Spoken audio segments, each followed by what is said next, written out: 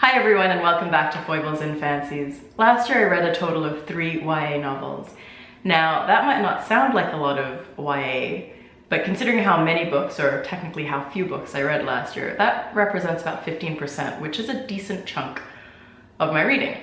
However, I had 5 2-star reads in the year, and all 3 of these novels fell into that category, which got me thinking, am I too old for YA? I'm in my mid-30s and have consistently enjoyed reading YA up until last year.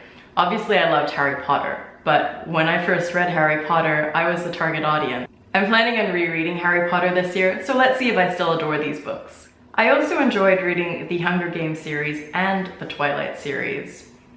So let's unpack the 3 books that I read this year that left me feeling underwhelmed about YA fiction in general, and wondering if I can be bothered picking up another YA novel.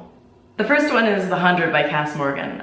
I got really into the TV series, so my husband bought me the book as a stocking stuffer or a gag gift for the Christmas just after my daughter was born, so I could have something fun and easy to read. That was Christmas 2015. For one reason or another, I didn't pick it up until last year. It is set in the future where Earth is uninhabitable due to a nuclear war, and the surviving humans live on a spaceship that orbits the Earth.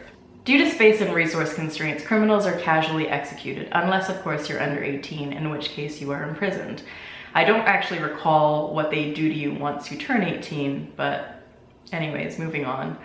A group of 100 imprisoned youths are sent back to Earth to test its living conditions on the premise that they are expendable, and this is their story. Cool idea, and well executed in the TV show, but the characters in the novel were two-dimensional and felt incredibly unrealistic. The world isn't well explained, and I had to rely on my knowledge garnered from watching the TV show to carry me through. The story is told from the perspective of 4 youths.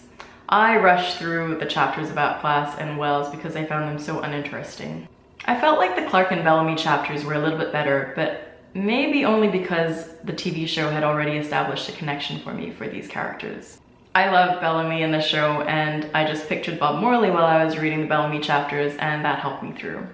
I mostly don't like Clarke in the show, and I found myself enjoying seeing another side of her. Unfortunately, those glimpses weren't enough to make me like the book overall. The next is Looking for Alaska by John Green. Now I can somewhat see why some people think highly of this book, but I suspect that they read this book 10 years ago, and they're also 10 years younger than me.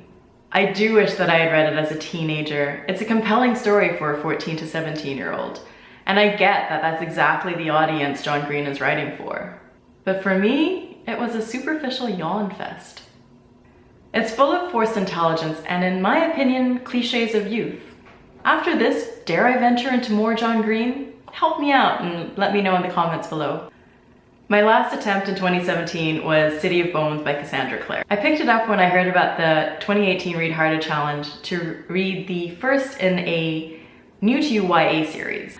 I rather like paranormal fiction and was excited to get to this one, so I didn't want to wait until the new year to try it. In City of Bones, we are introduced to shadow hunters, who are warriors dedicated to ridding our world of demons. The blurb ends with this tantalizing sentence. Exotic and gritty, exhilarating and utterly gripping. Cassandra Clare's ferociously entertaining fantasy takes readers on a wild ride that they will never want to end. Nope. Not sure what makes it exotic or gritty, and it certainly wasn't exhilarating or gripping. This one felt completely flat for me, and I have zero interest in reading further into this series. I just could not connect with the concerns of the characters. As an example, the main character's mother dies early on in the novel, and there is hardly any exploration on her feelings on this. It was more of a, oh that sucks. Now let's move ahead with this adventure and learn more about this new world I just discovered with this hunky dude. Let's get this straight. Getting into a fender bender sucks. Slipping on ice and falling ass over tit sucks. Desperately asking for an epidural during childbirth only for the anesthetist to never arrive sucks. Your only parent dying suddenly and tragically should warrant more emotion, I think. I just didn't get this novel. Perhaps it was my choice of novels last year, but after 3 strikes, I began to feel decidedly too old for YA. I'd like to know if you've read any of these books that didn't jive with me. Let me know what your feelings were about them in the comments section. Was I crazy to not like them? All this to say, I'm not actually giving up. I've already read The Hate U Give this year, and I loved it. I'm planning on reading Miss Peregrine's Home for Peculiar Children for the Read Harder prompt, and I'm also picking up Jasper Jones as part of my intent to read more Australian authors this year. So all is not lost. If you have any favorite YA novels that you think I should give a try, let me know. If you've stayed this long, please like my video and consider subscribing to hear more of my bookish musings. Until next time, bye!